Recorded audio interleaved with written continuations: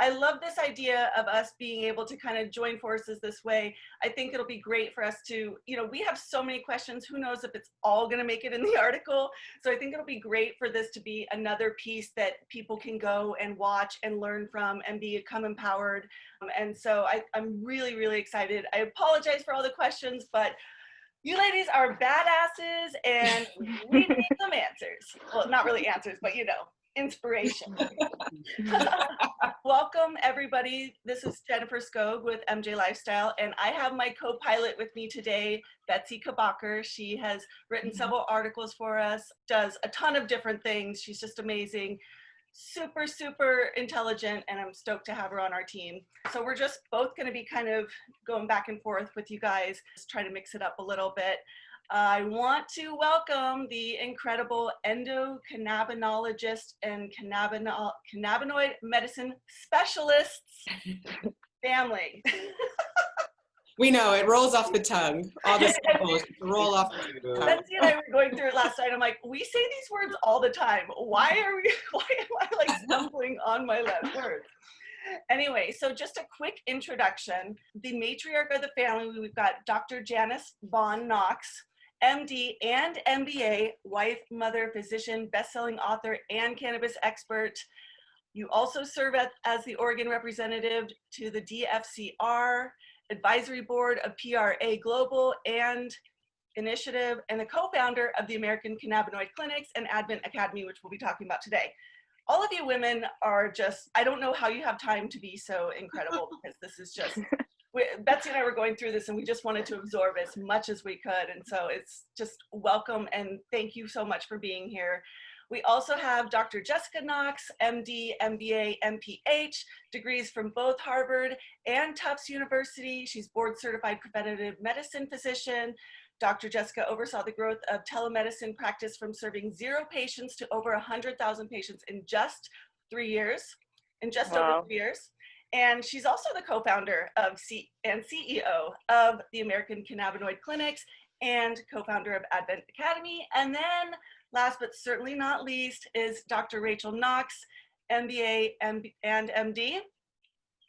Both degrees from Tufts as well, and an undergrad at Duke. You girls, I'm like not worthy.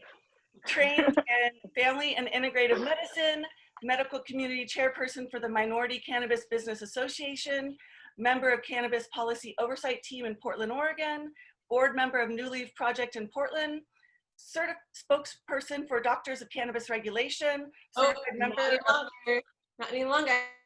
Not any longer. I'm newly a board member of Doctors of Cannabis. Ooh, even better. Newly a board member. Congrats, yay. We got to update that website. So, and chair of Oregon Cannabis Commission and co-founder of American Cannabinoid Clinics and the Advent Academy. And then also another just very important part of your team is your father, is Rachel and Jess's father, Dr. David Knox, who is not here today because we're focused around women. So, but I know he is equally as important, so definitely want to give a nod to him. Let's do it. All right, so let's just get on with our little interview. I feel like we need like a round of applause first. Like, Thank you. Exactly. Let's start with Janice. Dr. Janice, hi. It's a pleasure to meet all of you. I've heard in other interviews before that you've said that cannabis was your calling and that you really fell in love with the study of cannabinoids. What was that moment that really you decided to make it your life's work? And I know that you had a career before that, so it wasn't exactly your life's work, but now you're so dedicated in this way. What was that moment? That's a real interesting question. As you know, I spent 30 plus years as a board certified anesthesiologist. And I think during all that time, particularly toward the end of that anesthesia career, I sort of felt like I really wasn't doing what I was called to do. It just seemed like there was something else I needed to be doing. And I would actually vocalize that, I'm not doing what I'm supposed to be doing. And I would get the response, well, you're putting people to sleep and they're not hurting for their surgery, so you're doing a great thing. But I knew that something was missing. And it wasn't until I retired from anesthesia and was asked to work in one of the cannabis card clinics that I really thought, oh my goodness, this is something different. And what happened was the patients coming in were mostly new patients and looking for guidance and direction when I didn't get at all why they were looking for cannabis at all. And sometimes spending their last monies to get this card, to get this cannabis. And so I really had to take a deep dive and to figure out what was this all about and why was this plant so important to these people of all ages, of all sort of, walks of life, and grandmothers, et cetera, all coming. And when I saw the medicinal benefits of cannabis, I was like, oh my goodness, if it's this important and can do this many things, these medical benefits, why in the world was it kicked off the American Pharmacopoeia? And so I did a deep dive into the science and the physiology and found all of this research. And I was totally blown away. I was so blown away that this was real science behind it that explained not only why these people wanted cannabis, because they really didn't understand why, but why it worked for them. But it also explained why our conventional medicine did or did not work. It explained, Native American medicine, Chinese medicine, Ayurvedic medicine. This explanation and this physiology was so, to me, mind-blowing that I thought, oh my God, I cannot learn enough. And the more I read, the more I wanted to read, the more excited I got. So that was the tipping point for me that got me so involved. It sounds like before there was something kind of out of alignment that you were looking for during anesthesiology. Correct. And I feel like a lot of people feel like that and they don't necessarily know how to act on it. So how can other people kind of hear what's calling them and actually gain awareness and then go for it?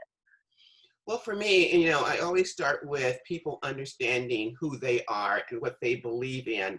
What are those beliefs that you have, and what talent were you given, by God that you need to follow? And obviously when I wasn't happy, I knew I'm not doing what I was supposed to be doing.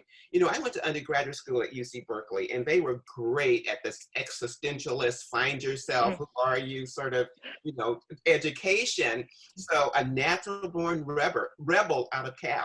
We're going to question everything. If the sky is blue, I want to know why it's blue. And so my advice to people is, number one, look within yourself. What do you feel? What are your talent? What's the spirituality about yourself that's going to drive you?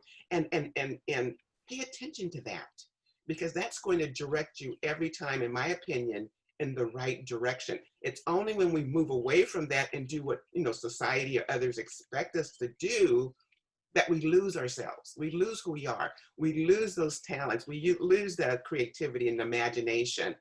I am so for people understanding who they are first, what drives you, what you're passionate about, and let's build around that, and let's see where that takes you. I love that. I think that's so important, especially for happiness being defined in your own way and not by what everyone else is saying you need to be happy. Yeah. Correct. Yeah.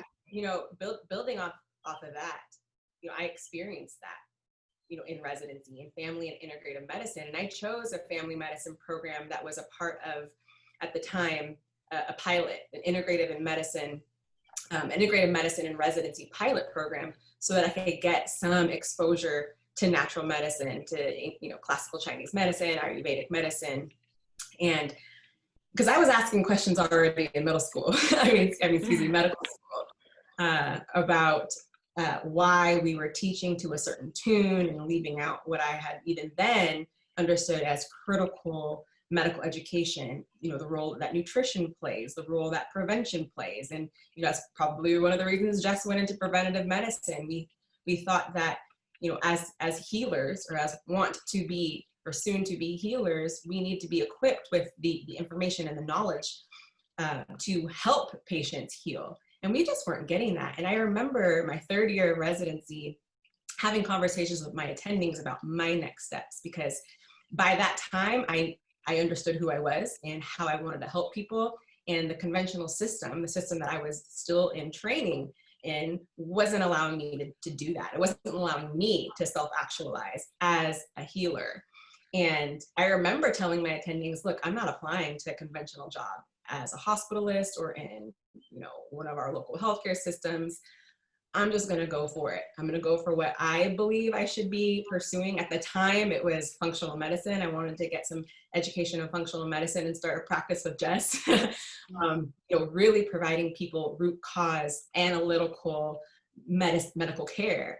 And while we were learning from my mom and dad about cannabis as medicine and endocannabinoid system, I personally fell in love with that knowledge. I've been deprived of it for so long. And it's not even the medical history that we have been denied. We as Black women have been denied the history around the war on drugs and this plant being weaponized in such a way that it criminalized people who looked like us.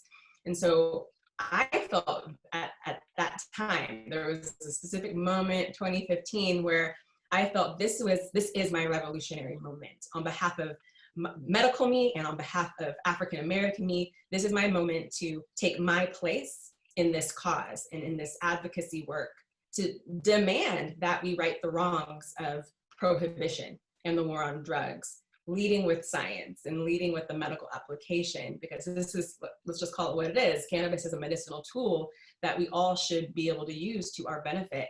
So how can we ensure that it serves us in that way? Absolutely. I feel like the beauty of cannabis is its intersectionality and how it affects so many different areas that we can't usually hit all of them at once. So thank you for that. I'm going to move back to Janice because it seems like all of your daughters are really revolutionaries and they have this kind of deep sense of doing things that aren't necessarily what we should do in the traditional sense. I feel like that came from you, or you had to have modeled that in some way. And it seems like you always really had a cutting edge point of view. After retiring from your career in anesthesiology in 2012, you brought the family into medical marijuana. And that eventually led you to found the American Cannabinoid Clinics. How has that worked in the telemedicine practice that you've been working on? How has that changed over the last few years? And what are you noticing in differences in patients or acceptance? What has that journey been like? Well, there's several points. So when I started, we consider ourselves endocrinologists. So we are constantly learning. So we're students of the science, but we're also practitioners. And the more I learn, the more I'm able to convey to patients why or why not they should use cannabis, or is there something else that we should think about as well? And that's just understanding the science and applying the pharmacology of cannabis or other things cannabimetic to address that physiology. So my own realization has been, it's not about cannabis, right? It's about the physiology. And if you look at that physiology, and this is how I've changed over the years, that I see the bigger picture, how that entourage system of cannabis, how that physiology works for homeostasis and balance, how that applies to rest of the life that we're living. When we step out of what nature has naturally for us, or we step out of the rules of the universe, we pay consequences. And those consequences are our health, our environment that's suffering. We pay consequences of getting out of that homeostasis, getting out of that harmony and balance of nature, and getting patients to understand that when you're talking about your health, you have to take all those things into consideration, right? Even appreciating a blue sky or a mountain, or the leaves falling in the fall. All of that has its own beauty, but it also contributes to the overall picture of what our world is about. It's falling into harmony, it's falling into nature.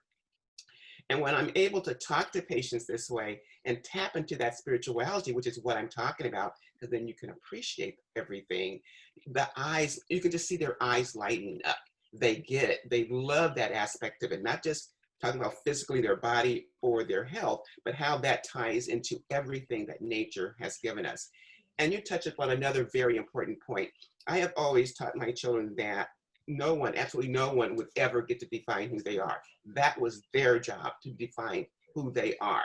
No one got to do that, not me as a parent, not teachers, not friends, not coaches, because they were all very athletic. And I remember one instance in particular I had gone to a parent-teacher conference for Dr. Jessica, and the teacher told my husband and I that he had something that he wanted to tell us, and it was a kind of a funny story. But whatever debate they were having in class, there was the class versus Dr. Jessica. And she was by herself, standing up for her principal. When everybody else agreed on one thing, she stood by what she believed in. And that teacher was so impressed with that he had to make sure that we knew that our daughter had that kind of, that kind of self-confidence about herself, that in spite of what the other kids were doing, this is what she wanted to do, and this is what she believed in. But that goes to tell me that that's what we need to do in our children. Instill that self-confidence and that self-worth and that identity that they get to decide who they are, so that then we end up with a society of less depressed and happy, quarrelsome, angry people, so they can do and be what they want to be and contribute to the world's balance. We've taken them out of balance. And if you look at a child, you realize how creative and excited they are. There are things they want to do. They're tumbling and turning and loving the world. Somehow it's taken away because we want them to fit into the world. Well, that's out of balance, right? That's out of balance. And so over the years, this whole cannabis science thing has led me to recognize all of those things and try to impart it on to my patients, certainly to my family, to anybody who will listen to me, who will listen to me. But part of that, again, goes back to that rebel in me that grew up in the San Francisco Bay Area, going to Cal and going through all the changes, went through, University of California during those days, People's Park and all those things, where we just stood up for what we believed in. And I think that makes us happier, more wholesome people that hopefully will then lead to a more wholesome society. And I really do try to give that knowledge, or at least that advice to my patients. I love that. That's definitely a more holistic point of view than what do you have wrong with you? Here, take this. Mm-hmm. Correct. And let's talk about the Advent Academy and how you train. Is that how you kind of train your doctors that are part of that and your medical professionals to kind of have this more holistic, spiritual, not necessarily spiritual, but just connected point of view? Mm-hmm. Well, I think spiritual is a big part of it, and I think that's one of the things that we left out of society. Teaching people that they are initially spiritual beings from the beginning of conception. We cannot separate that. Now, I'm not talking about religion or what God they believe in, but that spiritual connection to the world, to the earth, to the whoever created who we are. That's huge. And until we bring that back in, we're going to still leave an important component out. And I do think that clinicians of all types, healthcare providers of all types are trainable to understand the whole picture and not just the brain or the heart or the liver, which is so fragmented. No wonder we're all scattered. Everything is fragmented.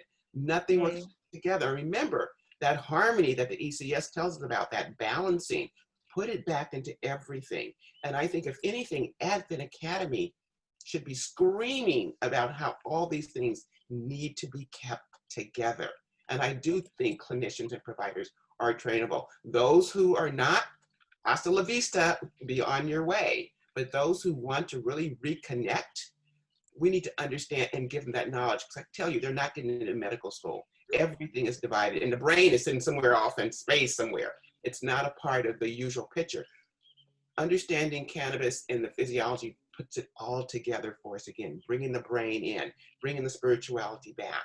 Because you know what? If people cannot connect to themselves and do not realize they're spiritual beings, we will still see the chaos in human lives. We will.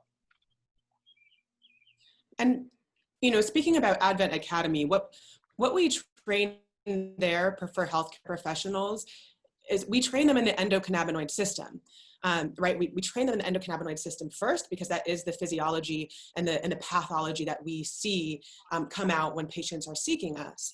And once you know about the endocannabinoid system, it only just falls in line that cannabis is a medicine. So we eventually get to that. But we start with the endocannabinoid system, and sort of inherent in teaching the endocannabinoid system, you learn that it's all connected. Body, mind, and spirit are all one. So we almost don't have to specifically teach that as its own idea and concept because it's inherent within the endocannabinoid system. Correct. Yeah, and I think the interesting thing that I think will occur through this process is that we'll start to see, you know, doctors of Ayurvedic medicine and Chinese medicine and chiropractic and massage therapy, etc., recognize that they too are treating the endocannabinoid system, that we're all treating the same thing. And I hope to one day see a true unification of all of these disciplines. I don't think we'll ever get away from subspecialization, right? We're going to need people who are expert in acupuncture, and that might not be the person who's also expert in the heart. But we need both the cardiologist and the acupuncturist to understand the role of the endocannabinoid system and the part it plays in healthy function and dysfunction, right? So that is the goal of Advent Academy, to, like, as Dr. Jess said, teach to the endocannabinoid system, or the endocannabinoid dome, as the target of all of our modalities, whether that's cannabis, whether that's natural whole foods, whether that's a pharmaceutical drug, whether that is a surgical intervention. At the end of the day, we all need to have an intimate knowledge of this system. Yeah, I couldn't agree more. I myself, I have whatever therapists, my chiropractor, all of them have read my magazine because they're like, we have no other way of learning about cannabis. So I'm excited because now I'm like, look, check this video out. So it's so important. They really were like, I want to learn from this, and took our magazine so they could start to learn. And so it's so important that, you know, more and more of this is happening. And I think your work is so crucial because really it is about the science, and it does start with, look, we have an endocannabinoid system, and look, here's some cannabinoids.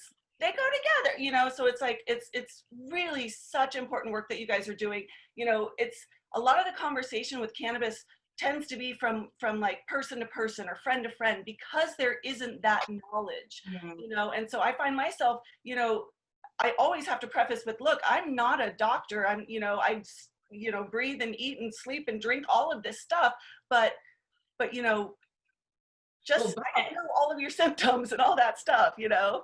And I will say, but that is to our benefit too, right?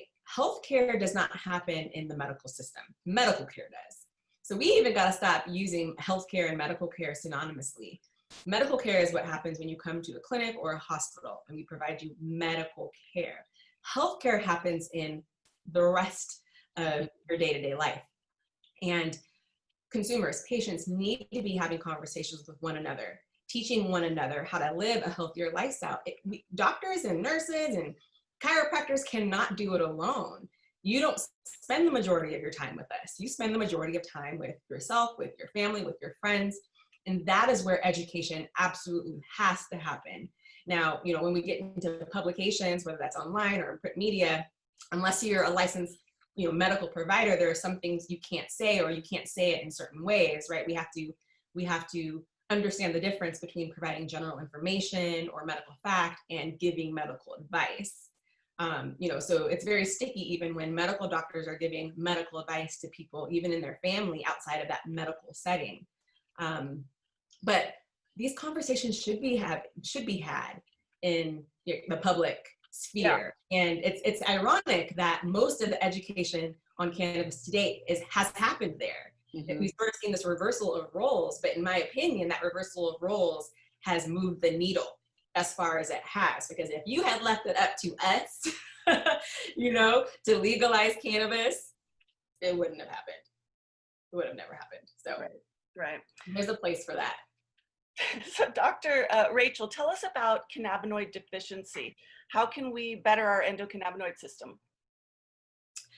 Well, we talk, you know, about something called endocannabinoid tone, which is a reflection of like the steady state of cannabinoids present in the body at any given time. And when we talk about the role of the endocannabinoid system in keeping us in balance, we define perfect tone as the perfect amount of receptors present, the perfect amount of cannabinoids available to work on those receptors, such that this endocannabinoid system is working optimally in a massive feedback way to adapt and react to internal and external stressors, right? That whole give and take. Its goal is to keep us in balance. If we're stressed, we need something to bring us back down to balance again.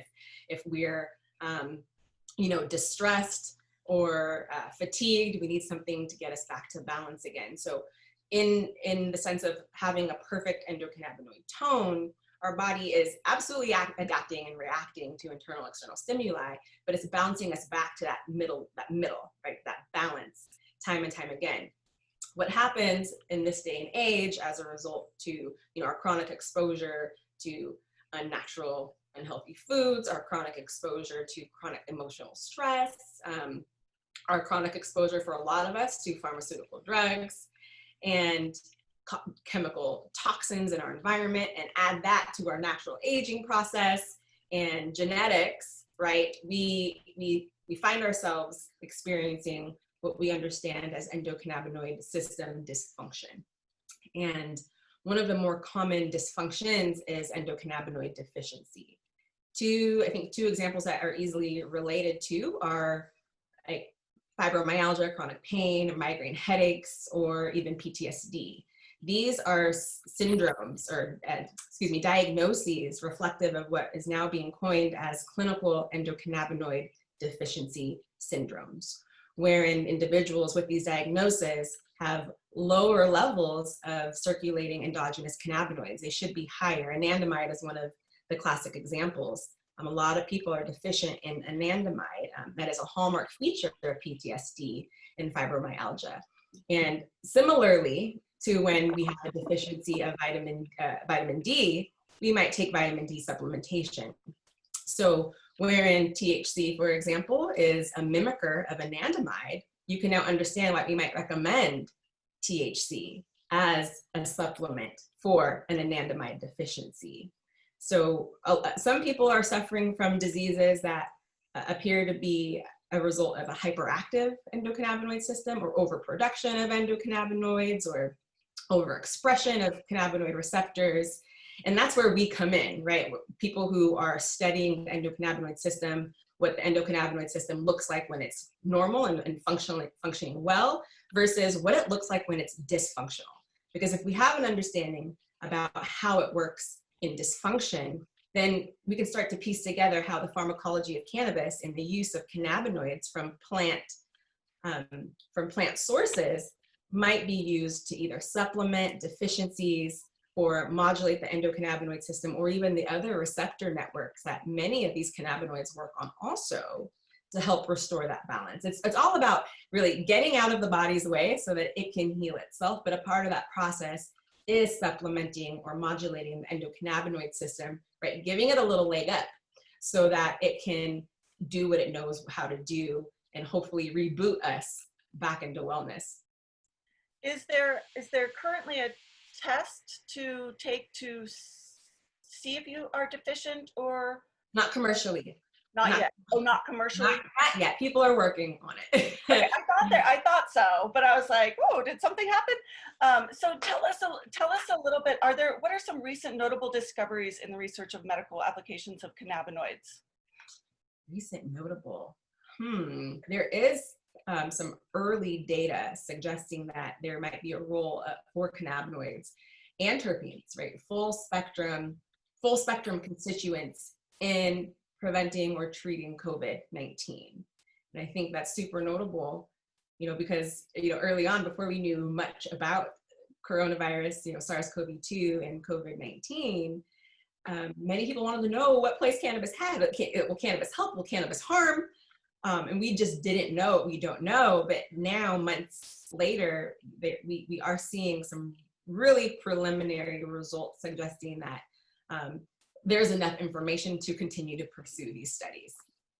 There's always research coming out. I constantly scour PubMed, ResearchGate for any new information's coming out of surrounding anything with cannabis and cannabinoid system. And as a result of that, and this is not necessarily new, we now know that the endocannabinoid system doesn't work in isolation, right? It works on a bigger, larger lipid signaling system that we call the endocannabinoid own, because there's more than just the conventional description of the ECS with the receptors, the two receptors and the endogenous cannabinoids, but there's other receptors and other endogenous endocannabinoids or endogenous cannabinoids that are being made, that are being stimulated and worked on at the same time that anandamide or even THC, because they don't just work on those receptors. They're called promiscuous and cannabinoids because they work on so many receptors. And as we learn more and more about this endocannabinoid dome, then we're able to apply that information to what's happening in real life. But it's always with caution, because you can't really extrapolate from the research papers that's done in cell culture or done on animals to human life. So we do have to be careful how we interpret those results. But our jobs as endocannabinologists is to make the best decisions about what receptors are involved, you know, and how do we move the needle on this endocannabinoid system to push it back to tone. And so I think all of it's going to be about real-time use of these products and collecting the data so that we can interpret them the right way. But no one's going to wait for, you know, a 20-year research on how cannabis works. They're just not going to. So we as endocannabinologists need to be able to interpret that data and use it appropriately. So research is ongoing. That was my point. It's ongoing, and we need to let it go on. And that's kind of the sticky part of where we're at in the cannabis kind of life cycle right now, is that we have this medical research being done, but it's not really being taken down to the people who actually need it. And what they're actually getting are, in California, for example, adult use retailers. And when you walk in there, you're not talking to a doctor, you're not necessarily talking to a healthcare professional at all. And I've had experiences where I've worked for dispensaries and someone's come up to me and said, I have fibromyalgia, what should I have? And I'm sitting there with chocolates in front of me that are infused, and I'm like, I don't think this is the right thing for me to be in the position to give you or to tell you one way or the other. So how can a medical patient navigate an adult use landscape, and how can they find the products that actually are going to help them? Well, I think most of it, once again, it gets back to education, right? Everyone, the end consumer, the bud tenders, the producers, the product manufacturers, the growers, all of them need to understand that it's not just about that cannabis product, but everything else that goes into it. What do we produce? What do we grow? Why are we growing it? How does it work? I mean, somebody needs to know something along that whole supply chain needs to know something. Even the researchers, when we go through those research conferences, it's really apparent that they're looking at just their narrow scope of what they're working on, and not necessarily looking at everything else that work has to interact with to give a whole picture, right? And so once again, everybody is so niched into their little spot that we have this still kind of chaos about things. So the link to pulling them all together, in my opinion, is educating folks about what they need to know to make good products, to package products appropriately, to label them appropriately, so we know what we're providing to patients, for bud tenders to know what they do not know, like you did. Oftentimes, bud tenders will tell us, well, this worked for me, so it'll work for you. And that couldn't be further from the truth. To understand what they need to look for and what they need to ask for and how to read labels. So there is not a single entity on that supply and demand chain. And I'm talking about the bankers and the lawyers. All of them need to be re-educated about this new way of life, because this is disruptive. And while we're disrupting, let's disrupt it the right way. And teach that it's a system that everybody needs to know something about, not to the detail that we do or even a researcher does, but enough to make what we call informed, safe decisions about what's being used. I'll just say one more thing about the dispensary agents and clerk and even retail owners. There is enough that you should know. You know, it's not just knowing what you shouldn't say, right? That is important, but you also need to know what you should know. Like you should know general scientific facts about the chemical profiles within the products that you sell. You got to be able to speak a little bit to the science in a factual way, to help consumers or patients navigate the products on those shelves. And again, I mentioned before that these what some people call bud tenders need to know the difference between general information, providing maybe even medical fact, and actually giving medical advice. They're very different, and it will behoove retailers to make sure that their clerks and their agents are educated to that tune, right? So that you are being optimally helpful to the customers while also mitigating any risks or undue liability that you might be creating by providing medical advice and dosing advice and anything that could be misconstrued as practicing medicine. And I think another important aspect of the question that you were getting at, Betsy, is this separation of the medical market from the recreational market, right? The adult use dispensaries versus like a medical dispensary. And we talk a lot about this because we think it's actually very problematic that there has been a separation of the medical and recreational markets, right? That separation sort of suggests that there's a different quality or quantity that's appropriate for one market, but not for the other market. When in fact, we know that 1 in 2 adult Americans is sick with something. And, even if they're coming to an adult use dispensary, not as a patient, they're likely going there to get cannabis to medicate something, even if they wouldn't vocalize it in that way. So what does it mean when we create products that are appropriate and safe and high quality for a medical market, but we have a completely different standard for an adult use or recreational market? And we're really doing patient consumers a disservice when we separate those markets in that way, especially in the adult use states where I, as a patient, don't necessarily have to go get a medical card anymore to access cannabis, but I'm still trying to treat something.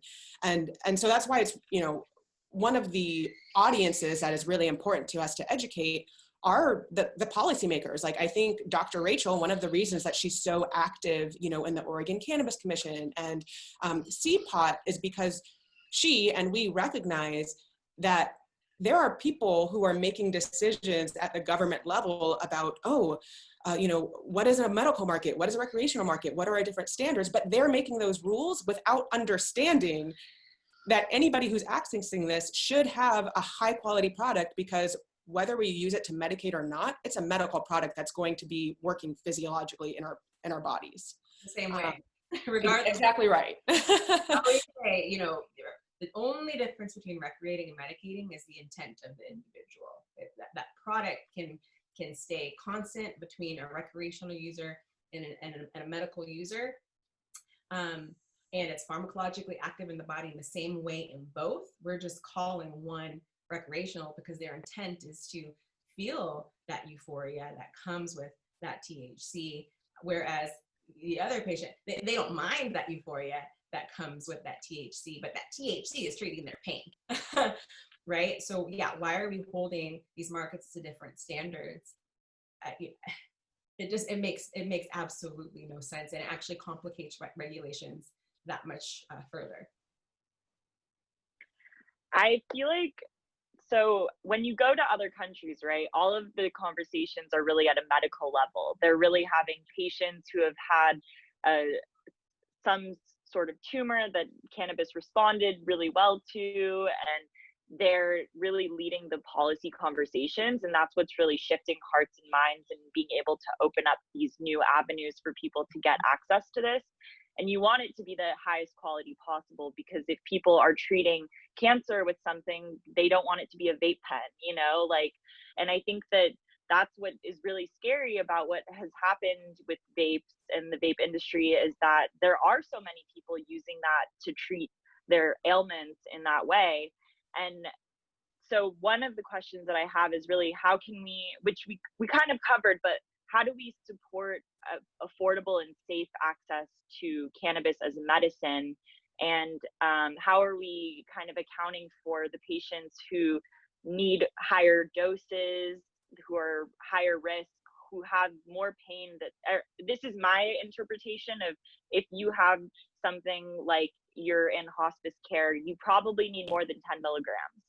So how are we having that conversation? I mean, it starts with informed legalization and informed policy making and regulations. In my opinion, it is a mistake to bifurcate and even trifurcate this market between medical, adult use, and CBD hemp. Cannabis is one genus that has thousands, if not more, chemical varieties that can benefit us in one way or another, whether it's industrial and agricultural or nutritional or, you know, for wellness or medicinally. I am really fixed in my recommendation that when states or countries legalize, they do so with medical in mind, right? You're going to serve patients first, not just because it's a good idea, but because it's a pilot. It's a perfect pilot population, you know, upon which you can develop exceptional regulations for, right? So focus on the supply chain, that pipeline to delivering exceptionally high quality and consistent products in the form factors that make sense for different patient types. You know, I'm actually okay with inhalation methods, vaping included, but that product has to be safe, right? It does need to be regulated to a safe standard. And you can innovate beyond that. Aerosols are hitting the market. You know, metered dose inhalers are hitting the market as an inhalational option that doesn't involve combustion or heating at all, right? So arguably that's the safest method of inhalation. And inhalation does make sense for even people suffering from cancer, right? They might have some pain or some anxiety for which they need a very fast acting route of administration.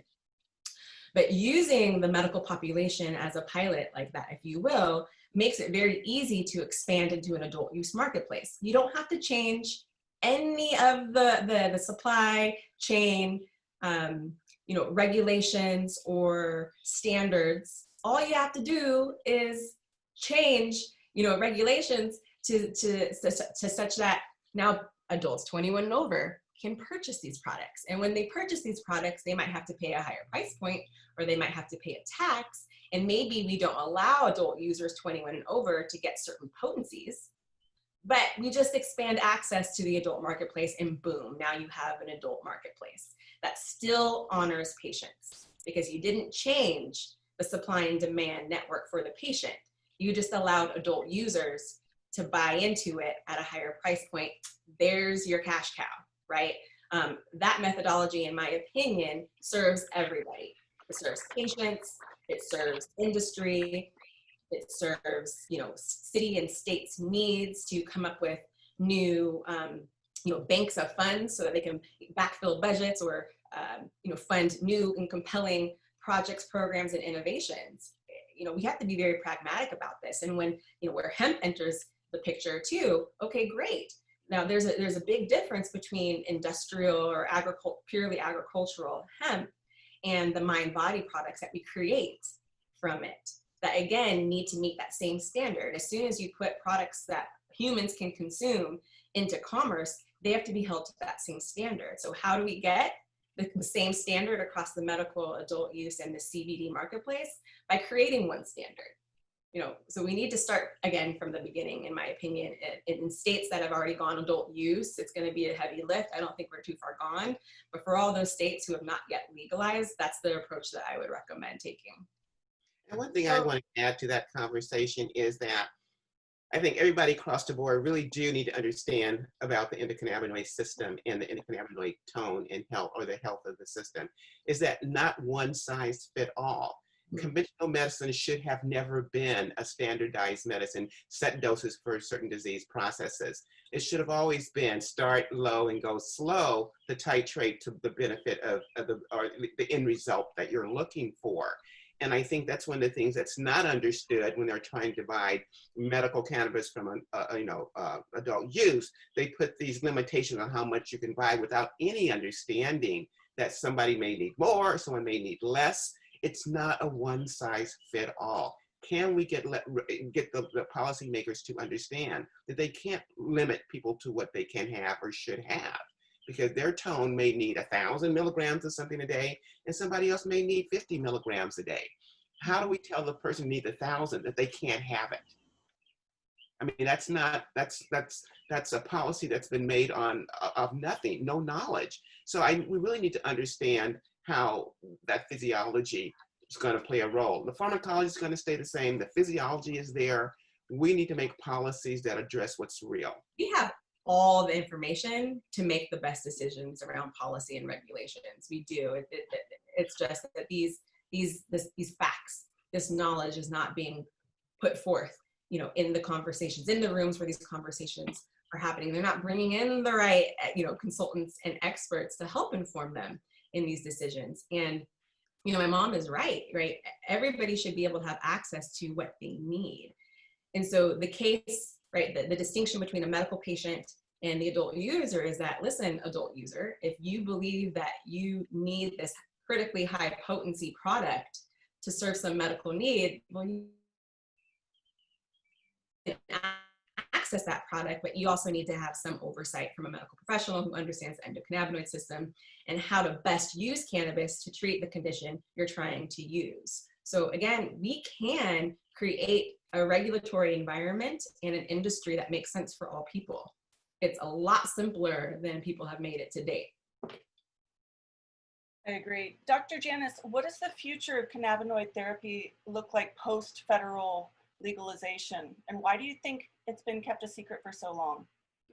Well, that's a couple of things, and I'm very opinionated about that. Yeah. So I think the future is going to depend on continual research, how well we understand the physiology and how well we understand the pharmacology, not only of cannabis, but anything that has cannabis properties, and we call that cannabinomimetic.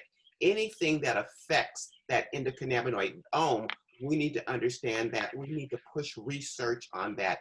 And the quality of medicines, the kind of medicine, the delivery mechanisms are going to depend on how well we understand that physiology and that pharmacology. And I can't say enough about that. I think it's such a disruptive thing that there's not an industry that I can think of that understanding these basic things are not going to change. Understanding the physiology and pharmacology. It's going to change the way we do medicine. It's going to change the way we do healthcare. It's changing the way we think about wellness. And I encourage people to think about wellness versus illness and getting back to being healthy. Let's start with wellness first and keep people well so they don't need, of course that's not going to hit everybody, but they don't need that extra whatever it is when they're sick.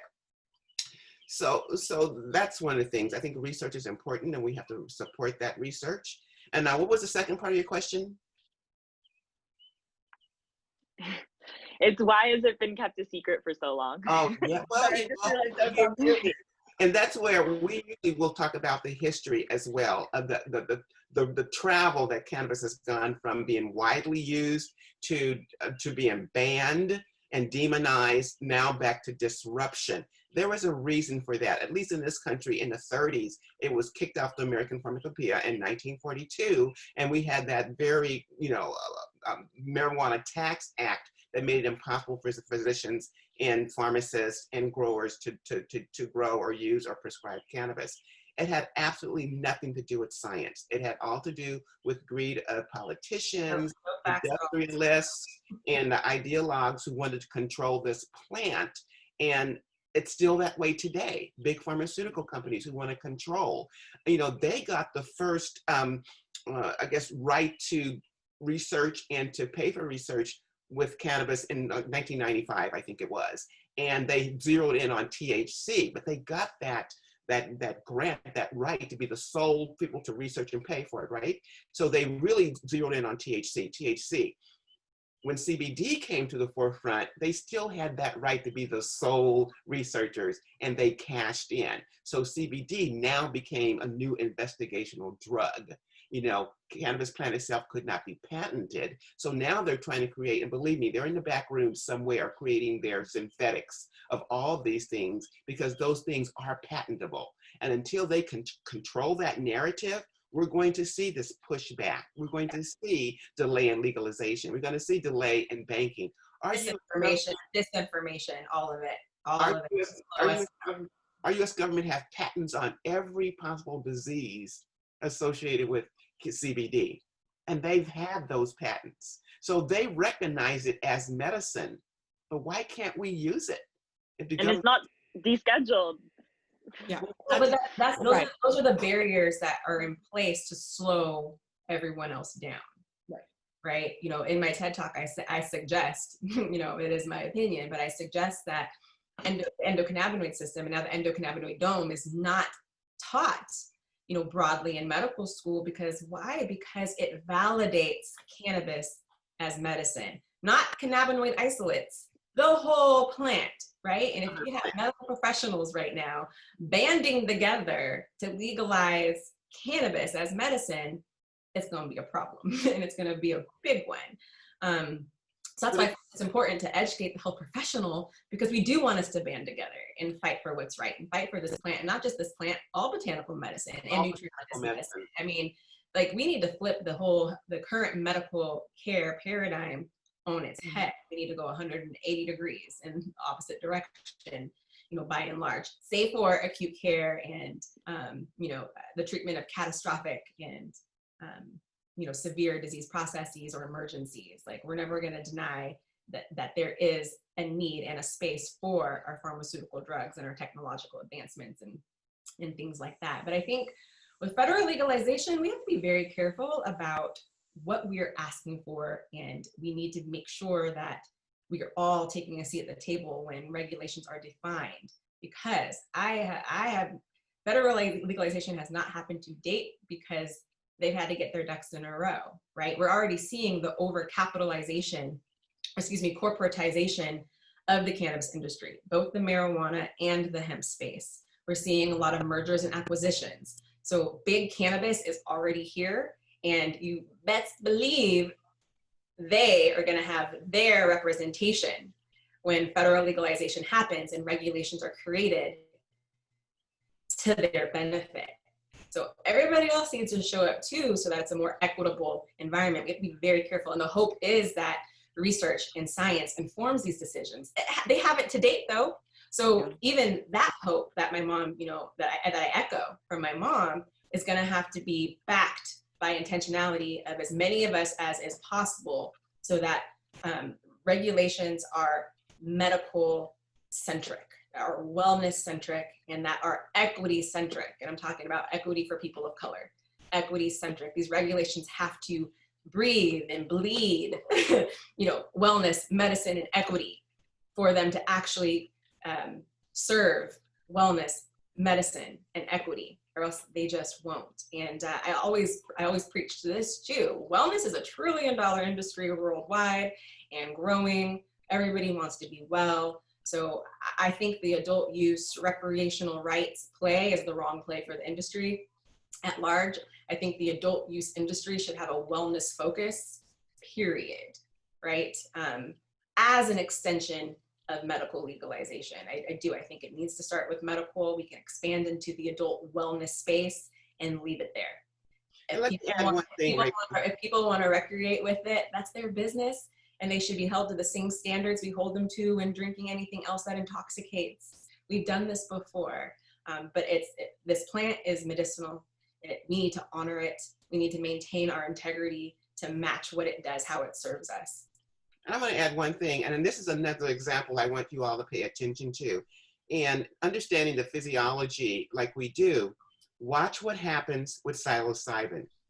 I was going to ask. With psilocybin and how they're going to come in and try to take over and control another Schedule I drug. But if you understand the physiology, you understand where this fungi or this mushroom works, because you understand the physiology. Well, they're catching on too. And I'm seeing little things happen in the news where corporate America is looking at what people are using and how can we take over something else that is so natural for people to use, right? So I'm hoping that whatever mistakes we made with cannabis, that we don't make it with other natural plants or fungus that we can use to help with health. But I want you to keep your eyes on what happened in the psilocybin space, because we're seeing that same movement. And I'm wondering if we can slow down some of the things that has happened to cannabis and not let it happen in the psilocybin or the mushroom space. On both sides, right? Because where there was a slow adoption from our corporate giants and their conglomerates in the cannabis space, we're seeing early adoption, early interest in psilocybin from those same folks. So we're going to have to be having these patient equity and, human equity conversations around psilocybin too on the front end. We can't wait because these folks are ready. I mean, the vultures are circling psilocybin.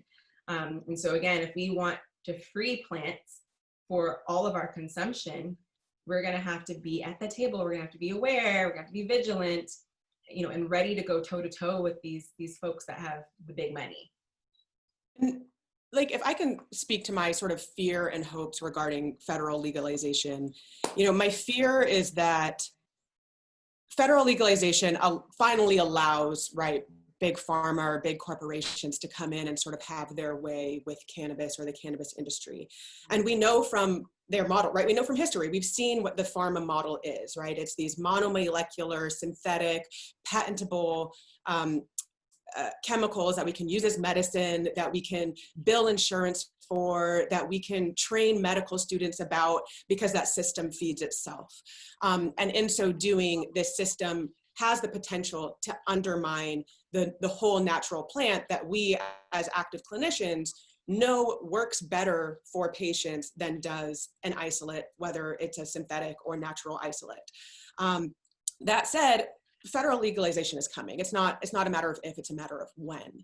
And I feel like we're sort of in a race in that time to educate not only healthcare professionals, but also the broader public to the benefit and promise of the whole natural plant medicine, right?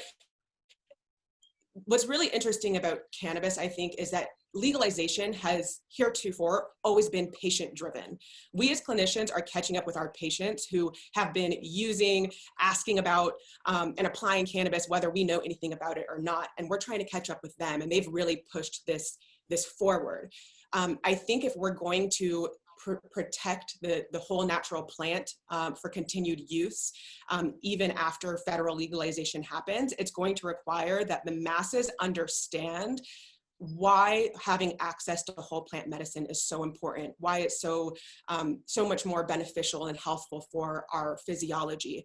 And that doesn't mean, honestly, I think what might be really interesting and what might happen is that these isolates that big medicine prefers might have a role in hospital care. I find it unlikely that a hospital or a clinic is going to administer a whole plant medicine to patients just because they don't really know what to do with it. But I think in the wellness space, as Dr. Rachel was talking about, the whole plant, that is the whole plant's place. And we do need to shift the whole paradigm. We need to flip the entire paradigm of healthcare or wellness care. Right now, we as individuals and patients and consumers, we've been conditioned to rely on drugs, to rely on clinicians to make us healthy or make us well. We need to flip that. We need to start with lifestyle, right? Cannabis is not a drug of last resort. It should be our drug of first resort.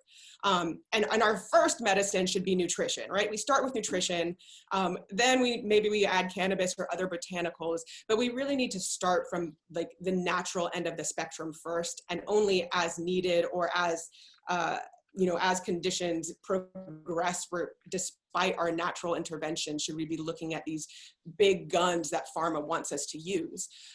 But shifting the paradigm in that way requires that we as a populace are educated and believe in our natural tools and our natural instincts and abilities to heal without pharma's influence.